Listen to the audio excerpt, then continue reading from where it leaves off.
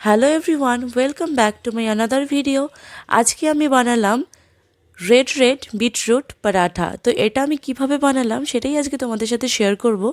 তো এই ভিডিওটা আমি ইউটিউবে দেখেছি, দেখার পরে আমার এত ভালো লেগেছে, তাই ভাবলাম আমিও আজকে ট্রাই করি বিটরুট পরাঠা কেমন লাগে খেতে। তো যার জন্য আমি নিয়ে নিয়েছি এখানে একটা বাটিতে আটা, আর পাশে তোমরা দেখতে পাচ্ছ আমি একটা বিটরুট কেটে রেখেছি। আর এখন এই বিটরুটটাকে আমি মিক্সিতে পেস্ট করে নেব। তো পেস্ট করা হয়ে গেছে।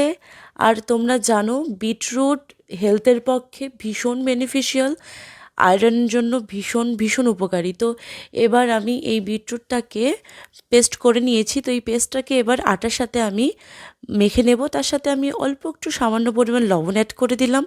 তোমরা চাইলে লবণ অ্যাড নাও করতে পারো, তোমরা চাইলে জিরা পাউডারও অ্যাড করতে পারো। তো আমি কিছু করিনি, আমি শুধু লবণ অ্যাড করে এটাকে জল দিয়ে ভালো করে মেখে নিয়েছি, যেভাবে আটা মাখে সেভাবে।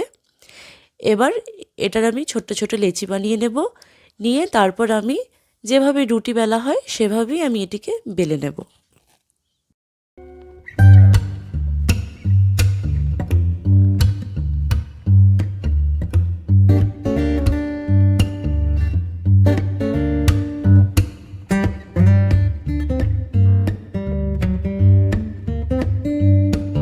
তো আমি এই বিটরুট পরাঠাটা প্রথমবারের মতো বানালাম। তো এটা আমার খেয়ে ভীষণ টেস্টি লেগেছে, আশা করি তোমাদেরও ভালো লাগবে। তো প্লিজ আমার ভিডিওটিকে লাইক, শেয়ার এবং সাবস্ক্রাইব করে দিও। তো এবার আমি এটাকে রুটি সেকার মতো সেঁকে নেব এবং লাস্টে নামানোর আগে একটুখানি ঘি অ্যাড করে নামিয়ে নেব।